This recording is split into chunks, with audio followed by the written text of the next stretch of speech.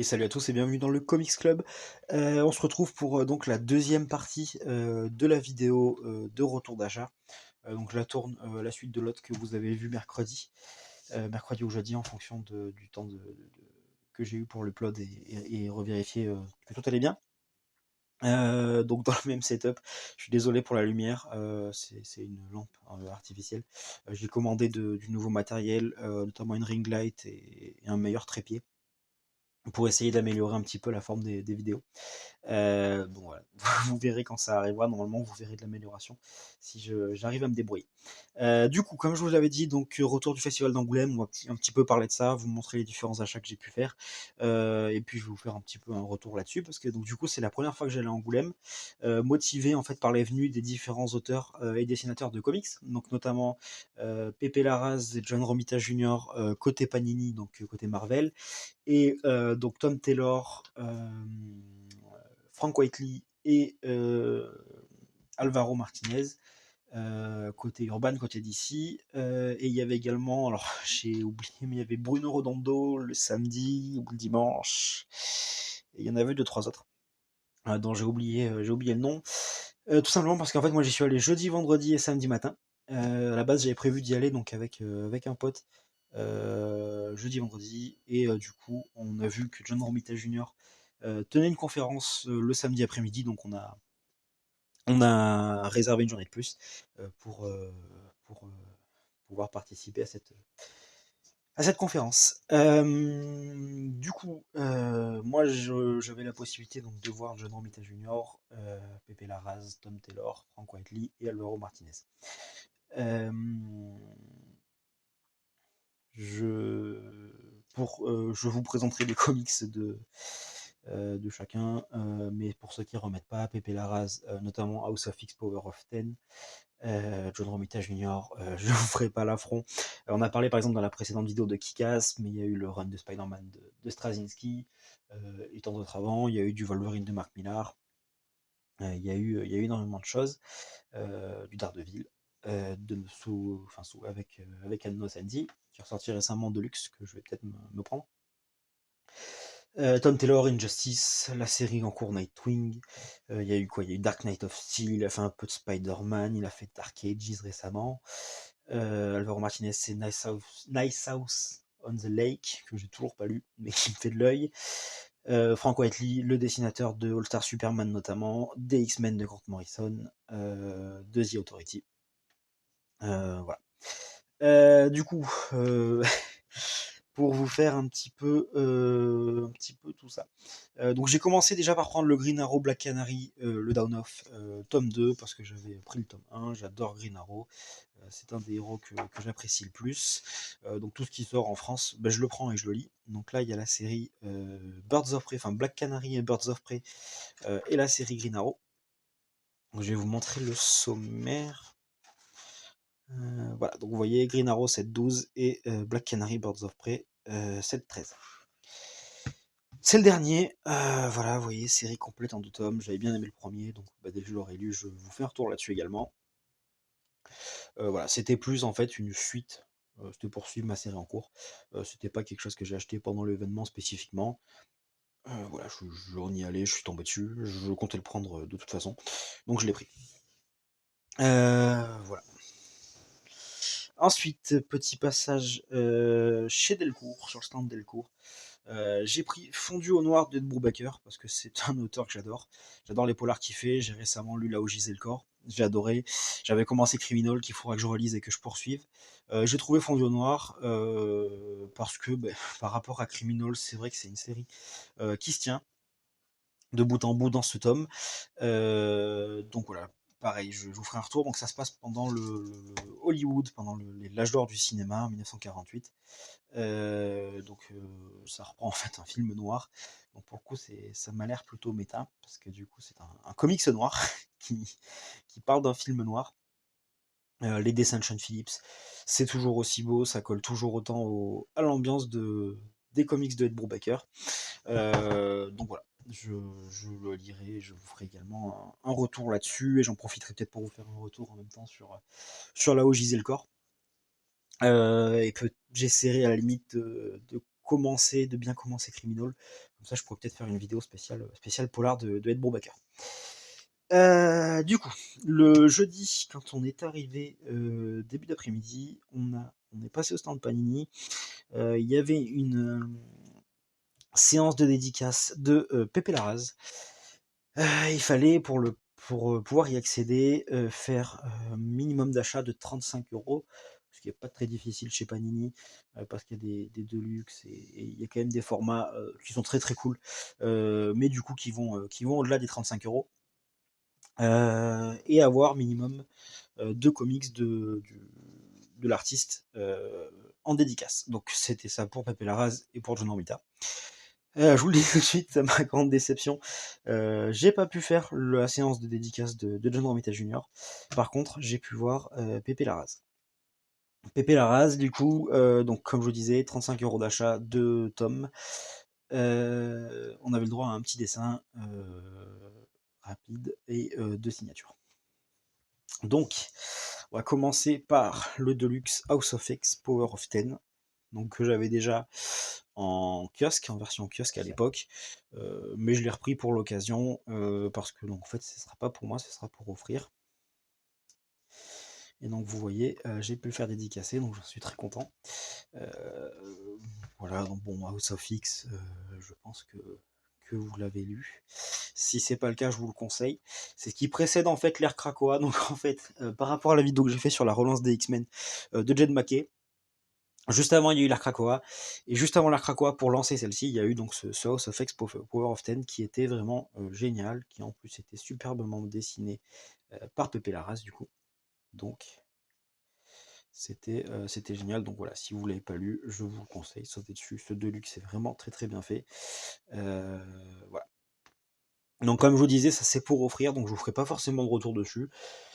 Maintenant, si vous voulez, vous mettez un commentaire, vous me dites, et je vous fais un retour, mais du coup avec les kiosques que j'avais à l'époque, parce que celui-là, d'ici demain, je ne l'aurai plus.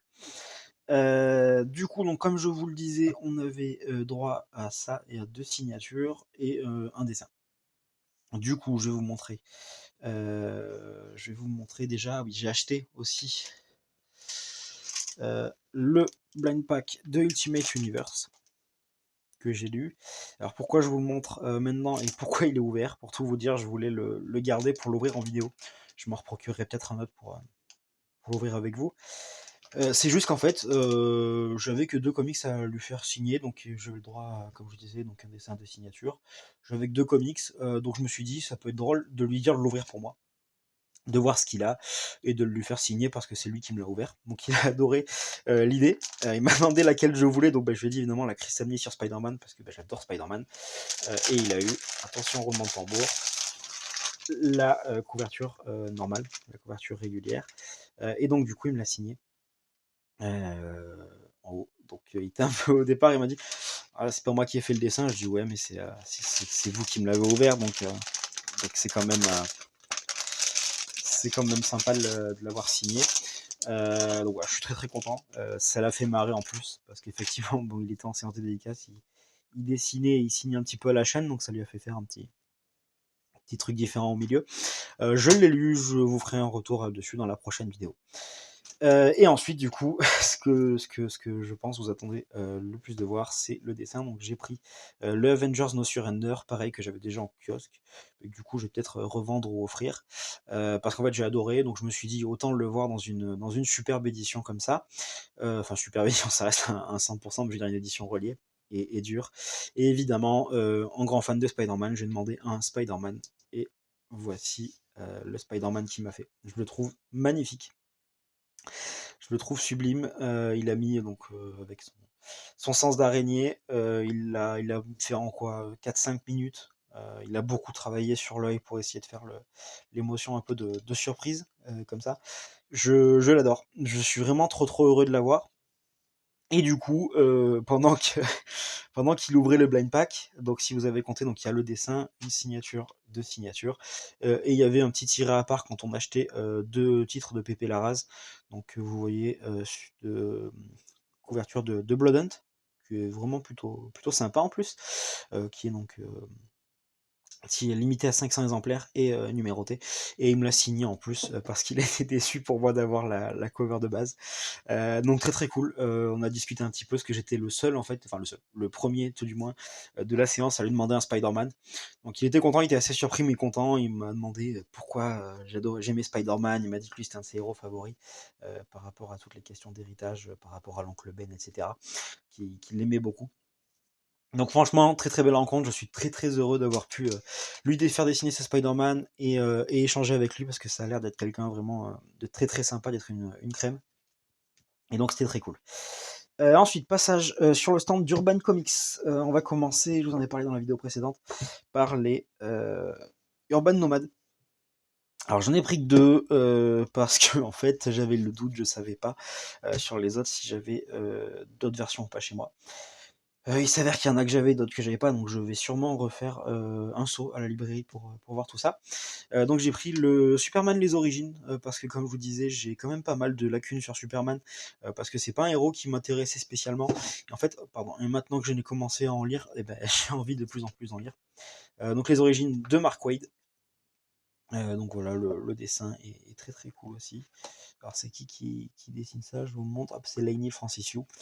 Donc très très bon dessinateur de je crois Secret Invasion chez Marvel. Et le deuxième, c'est une honte que je ne l'ai pas encore, tellement j'ai entendu du bien de ce titre. C'est le Superman Identité secrète de Kurt Busiek et Stuart Immonen. Euh, Même la personne là-bas sur le stand urbain m'a dit mais faut que vous le preniez, faut que vous fonciez. S'il y en a qu'un à prendre, prenez celui-ci. Donc voilà, c'est chose faite à présent, donc vous le verrez dans un débrief dans une prochaine vidéo. Ensuite, je suis très content d'avoir mis le main dessus. Donc il y avait la sortie chez DC de fin de mois, la sortie phare, c'était Absolute Power. Eh bien, j'ai pris Absolute Power, mais il y avait une couverture spéciale pour le festival d'Angoulême, donc tiré à 200 exemplaires. Donc ça fait pas énorme. Le premier jour quand on est arrivé, il n'y en avait plus et m'ont dit qu'ils diluaient les ventes sur tous les jours. Donc pour pouvoir contenter tout le monde. Donc hop, je vous montre, c'est une couverture en wraparound. Ah, je suis désolé pour la lumière. Donc avec Batman, Superman, Wonder Woman, Flash, Martian Manhunter, Aquaman et Green Lantern. La couverture est magnifique. Elle est de, je sais plus, c'est honteux, je sais plus, je l'ai vu tout à l'heure et je l'ai oublié.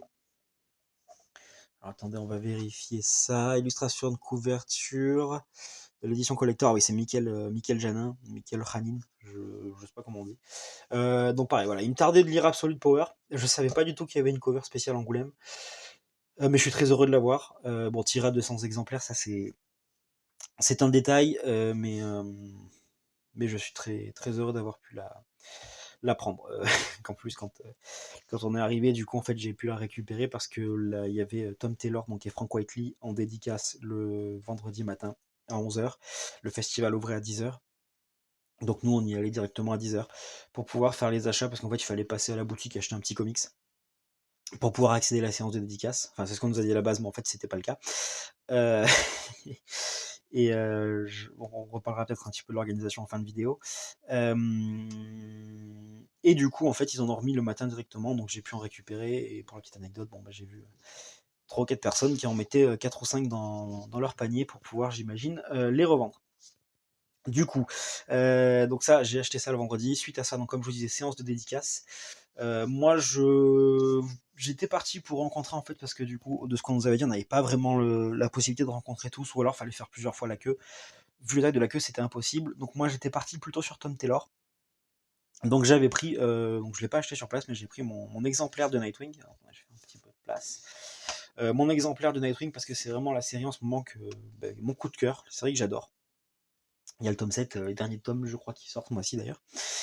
Et du coup, j'ai pu lui faire dédicacer. Donc, il me l'a dédicacé à mon prénom. Il m'a fait un petit masque de Nightwing. Pareil, Tom Taylor, une crème, super sympa. Je lui ai fait dédicacer également, mais ça, je peux pas vous le montrer. Le premier intégral d'Injustice pour mon cousin, qui n'a pas pu venir. Et du coup, je voulais lui ramener quand même un petit souvenir, un petit quelque chose. Donc, ça, je vous le montre pas parce qu'il y a son prénom. Et puis de toute façon, je lui ai offert. Il m'a signé également parce que Urban, pour chaque achat, offrait des petits posters. Alors, des petits posters vraiment sympas. Je vous montrerai, je pense, je vais les faire encadrer et puis je vous ferai des petites photos. Soit dans une prochaine vidéo, soit dans l'onglet communauté. Donc, il y avait. Alors, est-ce qu'il va être là? Je suis pas sûr. Mais il y avait du coup en poster la couverture avec Superman. Et non, vous allez voir qu'elle ne sera pas là. Hop, pas de spoil. Non, mais la couverture avec Superman, je sais pas si vous voyez laquelle c'est, mais il me l'a signé, donc je le ferai encadrer parce que c'est vrai qu'elle est magnifique. Et il y avait également les posters de la couverture de All Star Superman de Frank Whiteley. Il y avait du Void Rivals, il y avait au dos du Nightwing, il y avait Dark Knight of Steel. Donc voilà, il y avait Nice House on the Lake, je vais y arriver, et Nice House by the Sea, qui sera le prochain, qui n'est pas encore sorti en France. Donc en fait, c'était des posters faire signer vraiment aux artistes présents, quoi. Et vraiment, c'était des posters de cover en pleine page. Ils sont vraiment magnifiques. Donc je vous mettrai une petite photo quand j'aurai pu encadrer tout ça. Et donc du coup, le deuxième artiste que je pensais pas pouvoir voir du coup parce que j'avais ciblé Tom Taylor, c'était Frank Whiteley. Et en fait, il s'est trouvé que la queue était la même et que du coup, j'ai pu avoir les deux. Donc j'ai récupéré l'édition collector du All-Star Superman,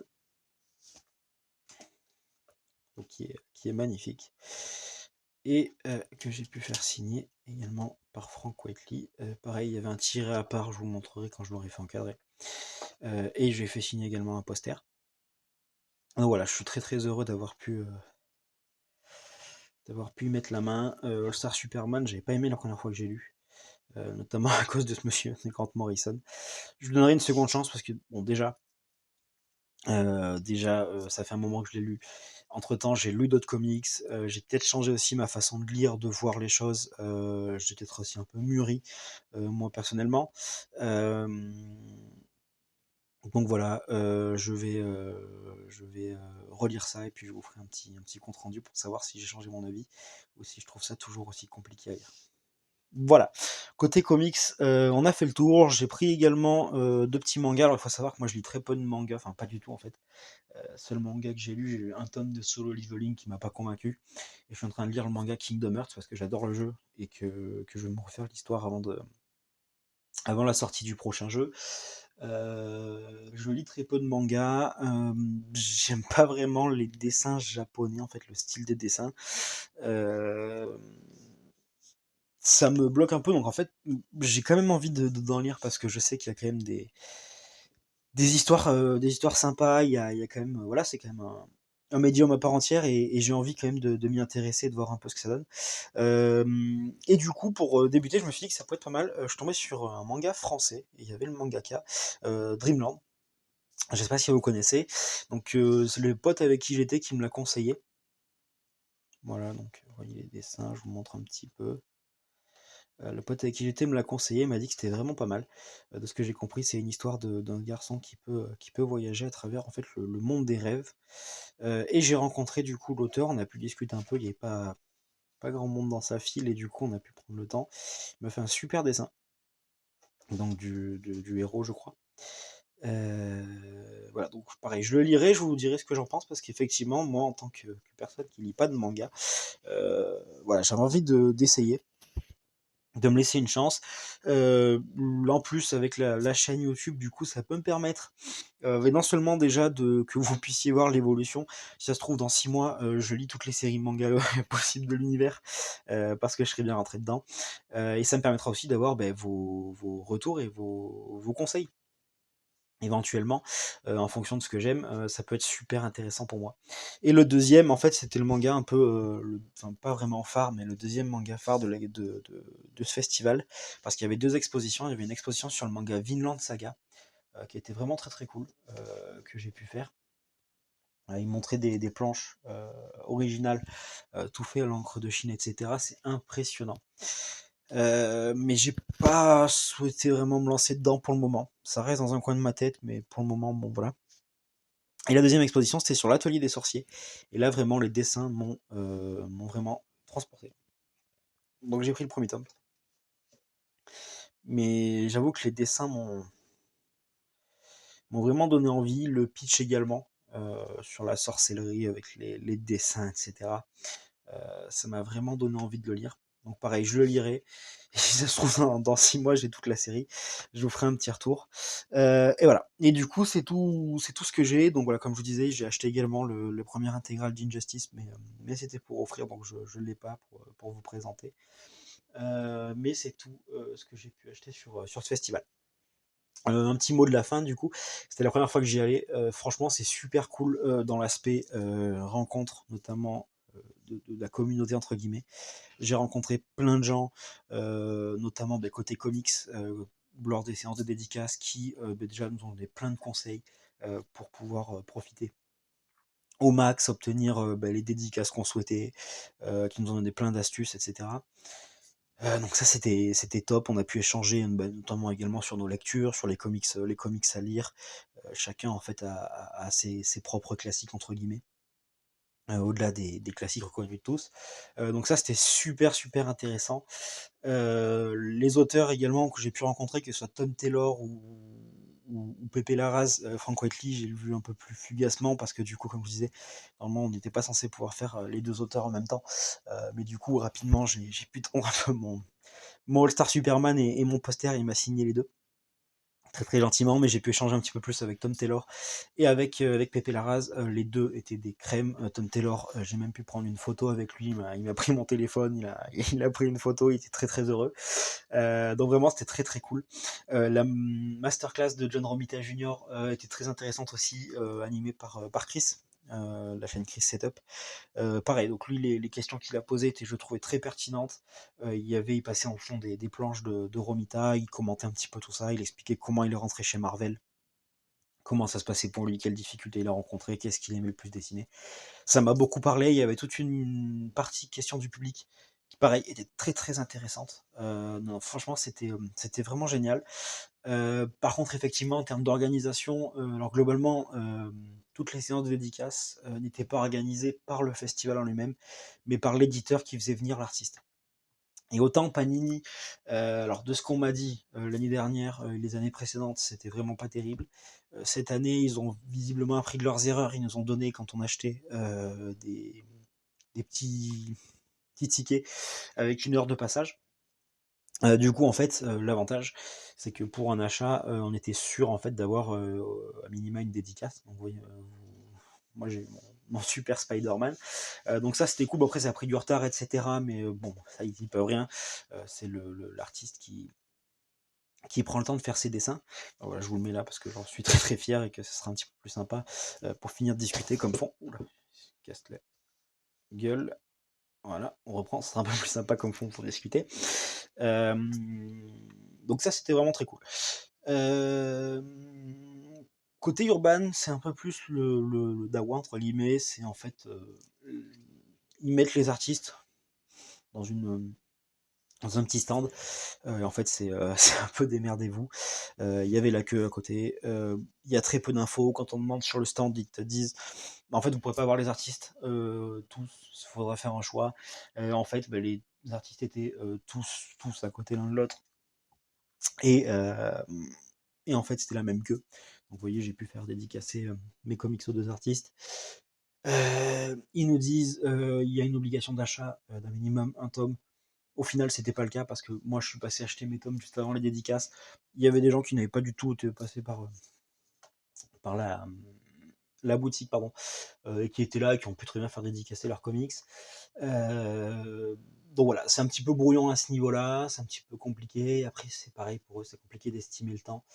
Donc en fait, il y a des gens qui étaient en fin de file, qui n'ont pas pu avoir leur dédicace. Moi, j'ai eu la chance, en fait, on est venu pour ça un peu le matin, donc on a mis toutes les choses d'un côté, on était dans le début de la file. Mais c'est vrai que c'est un petit peu compliqué, dans le sens où c'est quand même des artistes qui ramènent un petit peu de monde, parce que c'est des artistes connus tout de même. Et c'est vrai qu'une organisation un petit peu différente pourrait peut-être faciliter les choses. Et en plus, Urban, sur certains de ces artistes, notamment là, il y avait Alvaro Martinez, fait des tirages au sort. Donc, du coup, par exemple, moi je suis pas du tout d'Angoulême. Il y a peut-être des gens qui font de la route, alors non pas exprès pour lui, mais qui espèrent pouvoir le rencontrer et faire dédicacer un comics qui en fait sont soumis au tirage au sort. Et du coup ça c'est vrai que c'est un petit peu frustrant quand c'est le cas. Mais voilà, globalement, c'était vraiment très très cool. J'y retournerai les autres années en fonction en fait des noms qu'il y aura en termes d'artistes. J'ai pu acheter également d'autres bandes dessinées, mais qui sont pas des comics et qui étaient plus pour faire des cadeaux, notamment pour ma petite amie, ce genre de choses. Donc je ne vais pas vous les présenter là, mais j'ai pu faire le tour un petit peu plus largement. Le pote qui me suivait, lui, était très fan de manga, donc on a passé tout l'après-midi au quartier manga. Et c'est pareil, il y a une ambiance vraiment cool. Même si moi, c'est pas mon univers, si c'est pas quelque chose qui m'attire, bah en fait, ça donne envie de découvrir tout ça. Et vraiment, c'était sympa. Donc voilà, comme je vous dis, j'y retournerai peut-être à l'occasion en fonction des noms qui feront venir. Mais c'est à faire au moins une fois. C'est une expérience. Voilà, bah écoutez, je vais pas faire durer la vidéo plus longtemps. Moi, je vais aller lire tout ça pour pouvoir vous faire des retours au plus vite. N'hésitez pas, comme dans chaque vidéo, à me dire s'il y a un comics dont vous souhaitez avoir mon avis en priorité, à me donner dans les commentaires. Comme ça, j'essaierai de le lire rapidement et de vous donner mon avis. Et puis moi, je vous retrouve pour non seulement le débrief lecture, je pense que je ferai pas la checklist du mois parce que j'ai acheté pas mal de comics du mois de février là-bas, notamment les X-Men, et je sais plus lesquels, le Ultimate Universe, et je compte pas en acheter beaucoup plus hormis le Nightwing. Donc je vous ferai plutôt un débrief lecture et on fera la checklist du mois de mars ensemble. Et puis ce sera tout. En attendant, moi je vous souhaite de bonnes lectures, comme les miennes qui vont, j'en suis sûr, être très bonnes. Et n'hésitez pas à liker, à vous abonner si vous voulez voir les débriefs de tous ces comics là.